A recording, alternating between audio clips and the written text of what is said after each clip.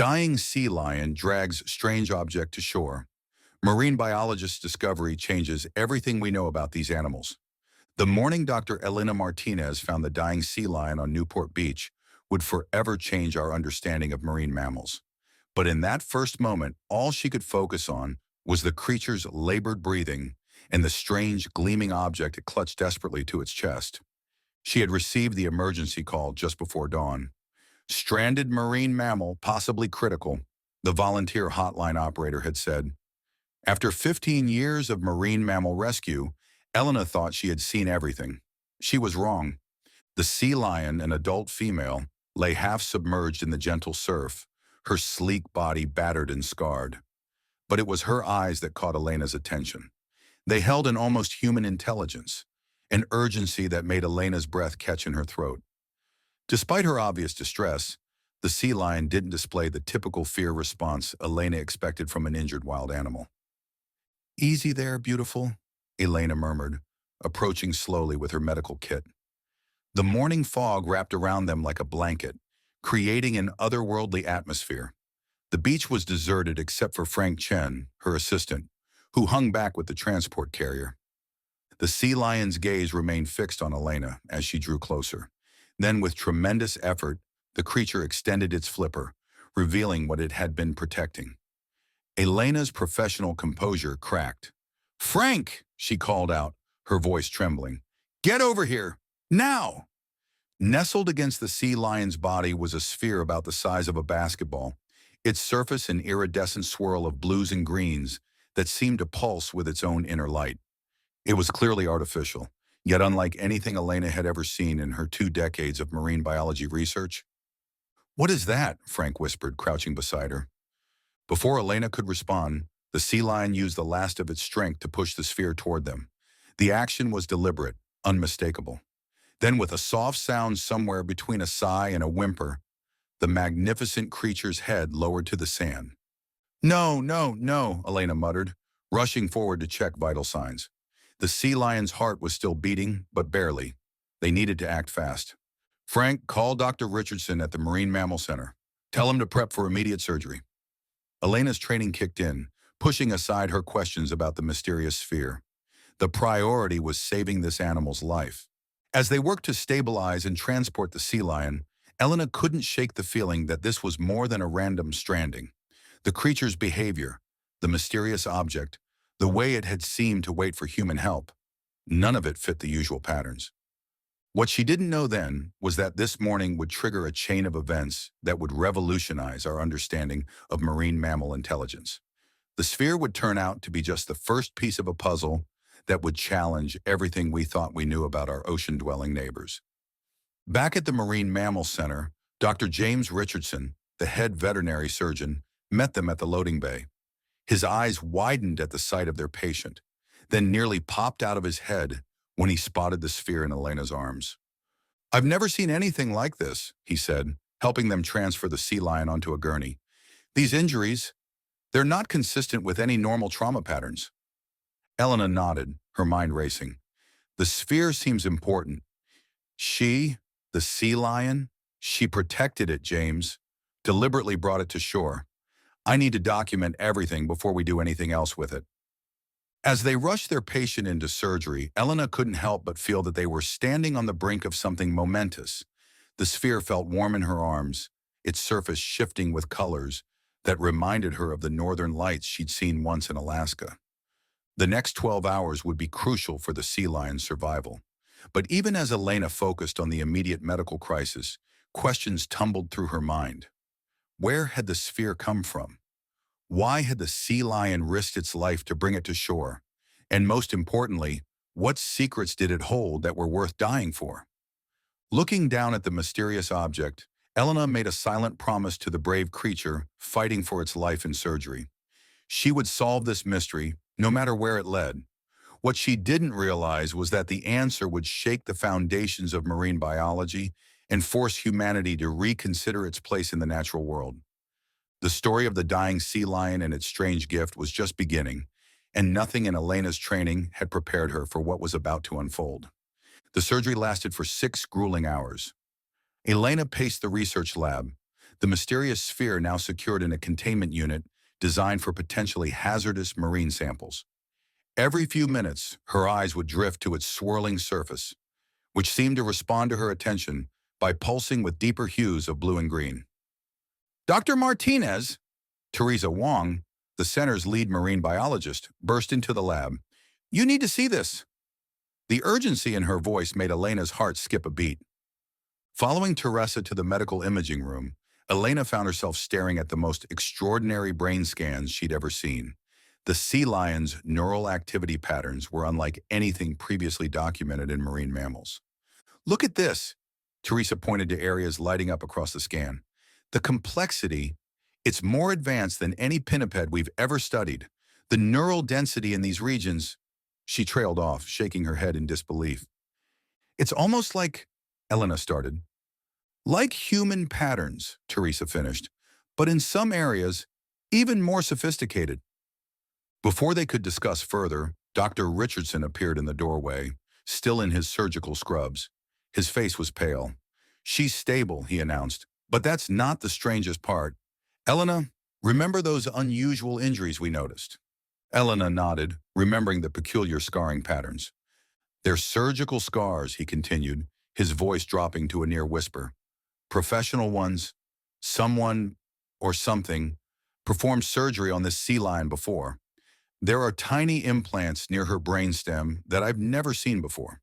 They appear to be some kind of biotechnology, but it's light years ahead of anything I know exists. Elena felt the room spin slightly. She steadied herself against the desk.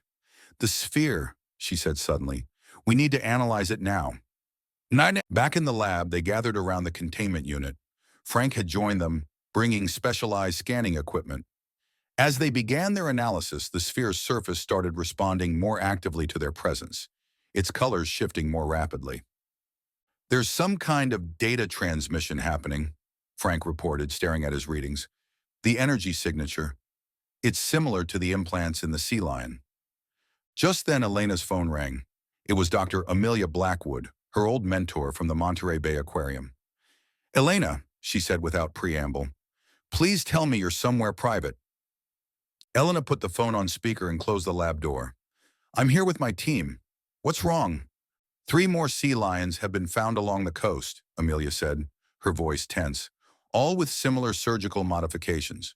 But here's what you need to know. We've been tracking unusual migration patterns for months. Something is coordinating these animals' movements. They're not just swimming randomly anymore. They're organizing themselves into complex patterns. Elena looked at the sphere, then at the brain scans still displayed on her tablet. A theory was forming in her mind, one so incredible she almost didn't dare voice it. The implants, she said slowly, they're not just modifications, they're communication devices. And the sphere, she walked closer to the containment unit. It's some kind of data storage or transmission hub. But who would do this? Frank asked. And why? Before anyone could respond, alarms began blaring throughout the facility. Patient emergency, a voice called over the intercom. Dr. Richardson to OR, immediately. They rushed to the medical wing, finding their sea lion patient fully conscious and displaying behavior that defied explanation. She was making deliberate eye contact with each person in the room, then looking pointedly at the tablet in Teresa's hands. She wants to communicate, Elena breathed, her heart pounding. All this time, they've been trying to find a way to communicate with us. The sea lion made a soft sound of confirmation, and in that moment, Elena understood that they were standing on the brink of the greatest discovery in marine biology history. The sphere wasn't just a mysterious object. It was a key to understanding a hidden world of intelligence beneath the waves. But as Elena would soon learn, some mysteries come with a price, and the truth about why these magnificent creatures had chosen now to reveal themselves would shake her understanding of not just marine life, but humanity's place in the world's oceans. As the team gathered around their extraordinary patient, the sphere in the lab pulsed with increasing intensity, its colors now matching the rhythm of the sea lion's heartbeat. The true purpose of their visitor's desperate mission was about to become clear, and it would change everything. The next 48 hours at the Marine Mammal Center transformed into a blur of incredible discoveries and mounting tension. Word had somehow leaked about their unusual patient, and Elena found herself turning away an increasing number of curious researchers who seemed a little too interested in their work. The sea lion, whom they'd named Luna for her nocturnal periods of heightened activity, was recovering with remarkable speed. But it was her behavior that continued to astonish them. She had figured out how to use her flippers to point at specific images on their tablets, demonstrating not just intelligence, but a sophisticated understanding of symbolic representation. "Look at this," Teresa whispered one evening, showing Elena footage from Luna's pool. The sea lion was arranging floating objects in perfect geometric patterns, creating shapes that seemed to mirror the swirling patterns on the sphere's surface. Dr. Richardson appeared in the doorway, his face grave. "We have company," he said quietly. "Government officials. They're asking about the sphere." Elena's heart sank. She had known this moment would come, but she hadn't expected it so soon. "How did they—" "Dr. Martinez?" A tall woman in a crisp naval uniform stepped into the room, flanked by two serious-looking men in dark suits. "I'm Admiral Claire Whitmore. We need to discuss your recent discovery." Before Elena could respond, a low, melodic sound filled the building, a sound that seemed to resonate in their bones. Luna had begun vocalizing in a way they'd never heard before, and the sphere in the lab was pulsing in perfect synchronization with her calls. "It's happening," Teresa breathed, staring at her monitors. "The energy signatures, they're matching patterns we've been detecting deep in the Pacific." Admiral Whitmore's professional demeanor cracked slightly. "Doctor, what you've stumbled upon, it's bigger than you know. We've been tracking unusual oceanic phenomena for months. Unexplained structures on the seafloor, patterns of marine life behavior that defy explanation." Elena felt a chill run down her spine. "The implants," she said, "they're not human technology, are they?" The Admiral's silence was answer enough. Suddenly, Frank burst into the room, tablet in hand. "You need to see this," he said, pulling up satellite imagery. "Similar spheres have been discovered on beaches across the Pacific Rim, all delivered by sea lions, all within the last 24 hours. Luna's calls grew more urgent, and the sphere's pulsing intensified. Elena watched in amazement as its surface began projecting what looked like holographic images, massive structures deep beneath the waves, technology far beyond human capability, and most incredibly, scenes of sea lions and other marine mammals interfacing with these structures. 3 months ago, Admiral Whitmore said quietly, our deep-sea monitoring stations detected something rising from the Mariana Trench. Something that had been down there for, well, we don't know how long. Shortly after, we began noticing changes in marine mammal behavior patterns. They're not just messengers, Elena realized, watching Luna interact with the holographic displays. They're ambassadors. The images from the sphere shifted, showing what appeared to be massive environmental changes occurring in the deep ocean. Changes that would soon affect life on the surface. The sea lions, with their enhanced intelligence and communication abilities, weren't just trying to contact humans, they were trying to warn them. Dr. Martinez, Admiral Whitmore said, her voice heavy with meaning, your patient and that sphere represent our first real chance at understanding what's happening in our oceans. Whatever intelligence is down there, it chose sea lions as intermediaries for a reason. We need your help to understand why. As if in response, Luna made a series of clicks and whistles that the sphere translated into pulsing patterns of light. Elena watched in amazement as these patterns began forming recognizable shapes. Letters, numbers, symbols. They're not just warning us, Teresa whispered, her eyes wide. They're teaching us how to communicate with them. But even as excitement filled the room, Elena noticed something troubling in the holographic images. Dark shapes moving in the deep, massive forms that seemed to be rising slowly, but steadily toward the surface. Whatever message Luna and her kind were trying to deliver, they were running out of time to understand it. The true scope of their discovery was about to become clear, and Elena realized that saving one brave sea lion had been just the beginning. The real question was, could they decode the message in time to save themselves? As dawn broke over the Marine Mammal Center, Elena found herself at the center of what had become a full-scale military operation. The parking lot was filled with mobile command units, and teams of scientists from various government agencies worked around the clock to analyze data from the sphere and similar devices found worldwide.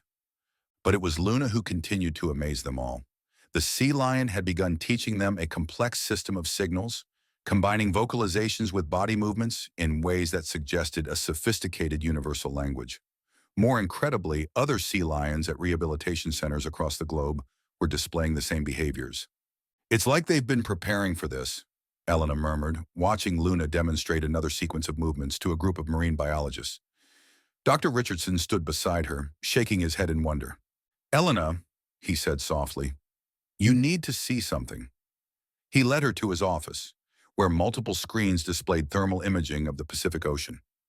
These temperature changes, they're not natural. Something down there is affecting global ocean currents. Before Elena could respond, Teresa rushed in. The sphere, she gasped. You have to come now. They ran to the lab, where the sphere had begun projecting its most detailed images yet. The holographic display showed massive structures rising from the ocean floor, not human-made machines, but organic technological hybrids that defied explanation.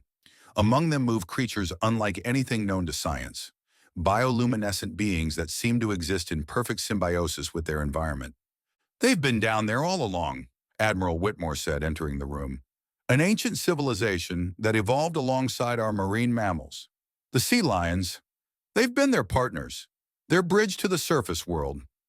Luna's urgent barking drew their attention.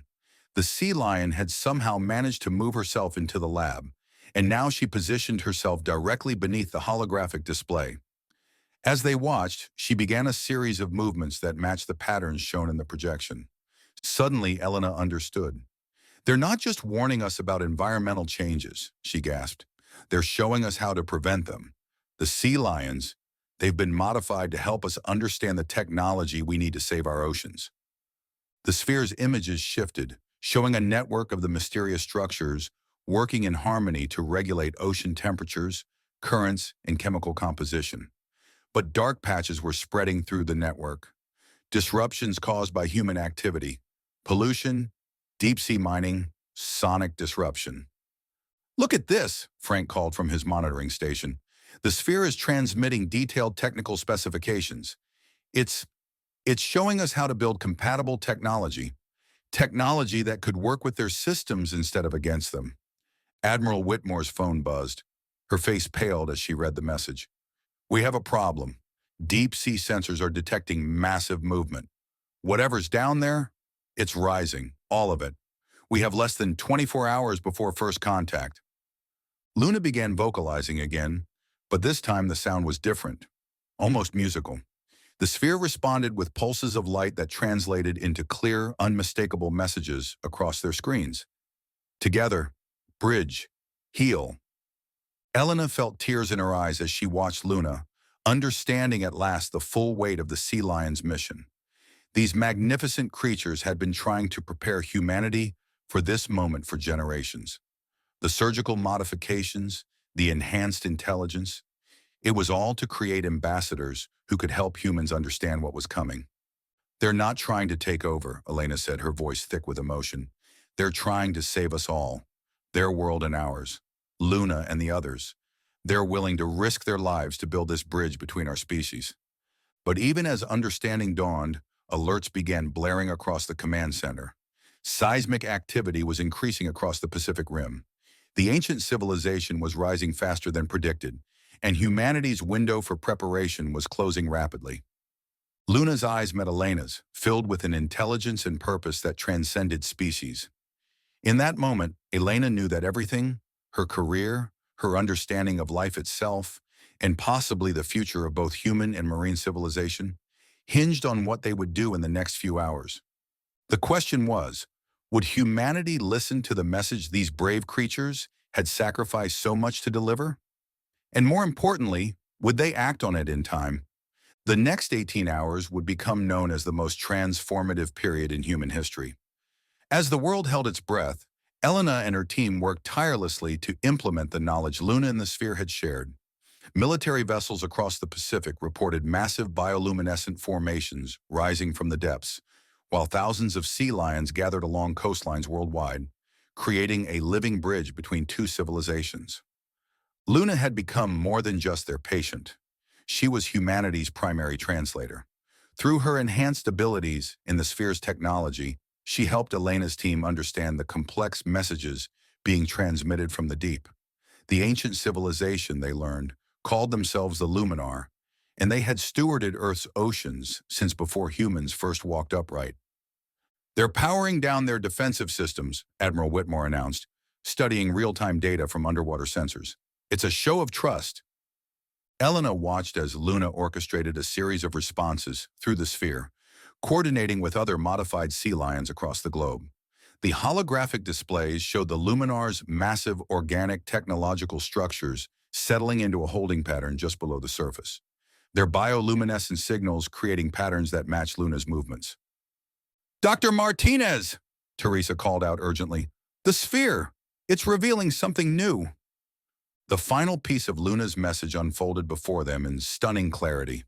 The holographic display showed a complete blueprint for a planetary ocean management system, one that would unite Luminar technology with human innovation.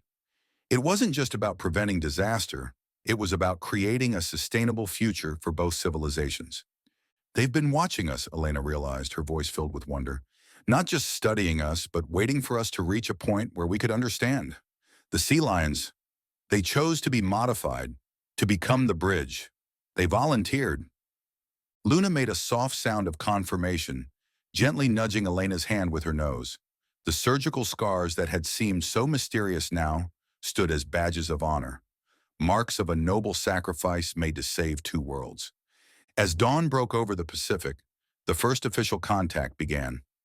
Representatives from both civilizations met in a specially constructed underwater facility, with Luna and her fellow modified sea lions serving as translators. The sight of massive luminar beings, glowing with bioluminescent patterns, meeting human scientists and leaders was broadcast across the globe. But it was what happened next that brought tears to millions of eyes worldwide.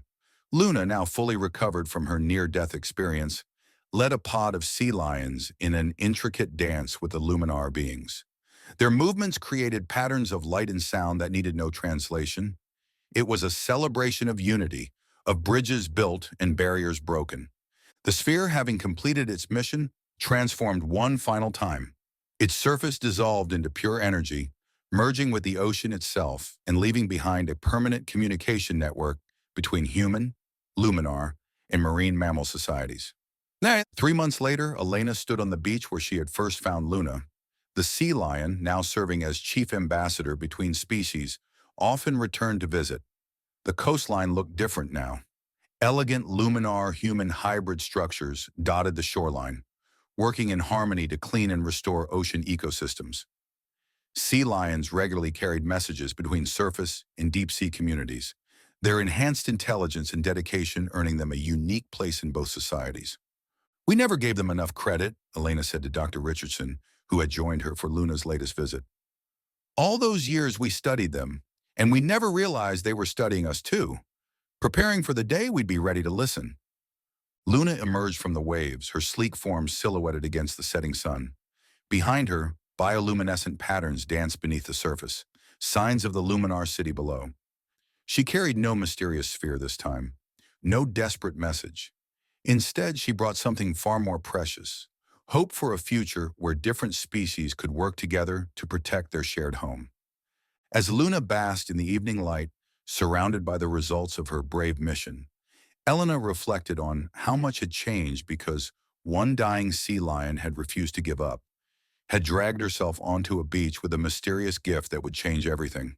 It was a reminder that the greatest changes often begin with the courage of a single being willing to bridge two worlds. The story of Luna and the sphere became legend, taught in schools across the globe. But for those who had been there, who had witnessed a dying sea lion's determination to deliver her message, it would always be more than just history. It was proof that intelligence, courage, and the desire to communicate could transcend any barrier, even the ones we thought were impossible to cross.